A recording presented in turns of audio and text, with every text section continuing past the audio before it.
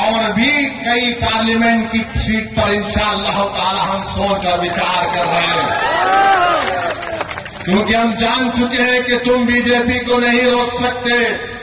मोदी को अगर कोई रोक सकता है तो इंसाफ पसंद लोग रोक सकते हैं। ये मिलावटी, ये मिले हुए लोग नहीं रोक पाएंगे।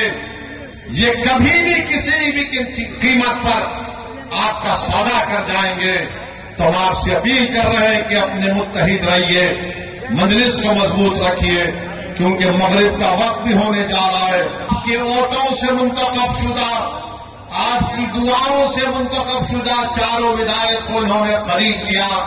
अब बताइए कौन जिम्मेदार है अगर आज बिहार में बीजेपी की सरकार है?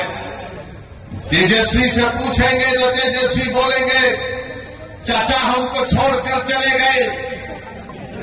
नीतीश कुमार से पूछेंगे तो अल्फाज चाप चाप कर बोलेंगे हम मर भी गए तो नहीं जाएंगे, अब कह रहे हैं कि हम यहीं रहेंगे।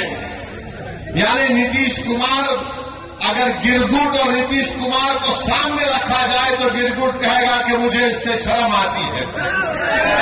इतना रंग बदलते नीतीश कुमार, सुबह में जो बोलेंगे शाम तक चाचा पलट जाएंगे। अरे जब तुम सत्ता में तेजस्वी चाचा के साथ आ गए तो बड़ा हाथ पकड़कर चल रहे थे, गले मिल मिल कर बोल रहे थे कि हम ये कर देंगे, बताओ फिर क्या हुआ? क्या सीमांचल की जनता से इंसाफ हुआ? क्या सीमांचल में यहां पर आप ही के इस विधानसभा में यहां पर 2 अनुमंडल की जरूरत थी, क्या एक अनुमंडल खुला?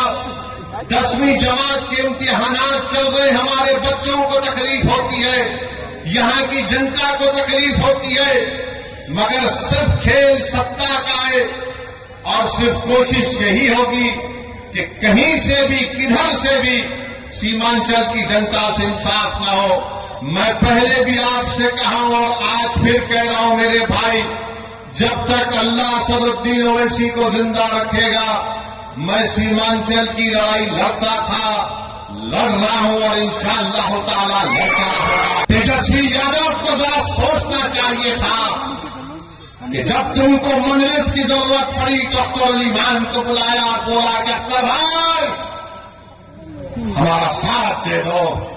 तेजस्वी तुमने जो 4 गुलाब जामुन समझकर हमारे विधायक को खा दिया, वो हजम कर गए तुम उनको? क्या किया तुमने उन 4 का? कहां मुंह दिखाने के काबिल नहीं रहे वो लोग? आज अख्तर अली मान से कह रहे, अरे हमने पहले दिन से कहा था कि हम बीजेपी से कभी समझौता नहीं करने वाले, हम कभी समझौता नहीं किए, ना करेंगे कभी इंशाअल्लाह ताला। 2 मरतबा नीतीश कुमार को तुमने मुख्यमंत्री बनाया और 2 मरतबा नीतीश कुमार ने बिहार की जनता को धोखा दिया और बीजेपी को सत्ता दी। मगर बताओ इनकी जबानें बंद है, जबानें बंद है, कुछ नहीं कहते।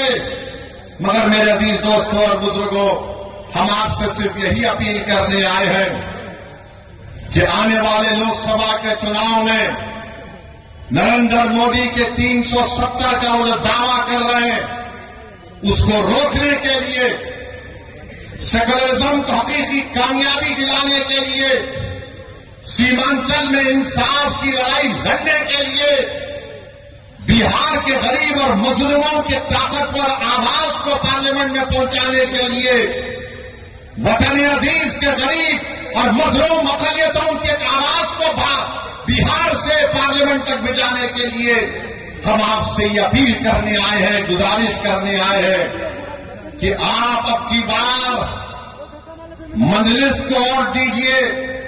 जो लोग सेकुलरिज्म की बात करते हैं वो सिर्फ तुम्हारा वोट लेना चाहते हैं और उसके बाद वो बीजेपी को इख्तियार देना चाहते हैं। तो हम आपसे अपील कर रहे हैं कि आने वाले लोकसभा के चुनाव में आप मुत्तहिदा तौर पर अपने वोट का इस्तेमाल करते हुए अपनी आवाज को लोकसभा तक भिजाइए।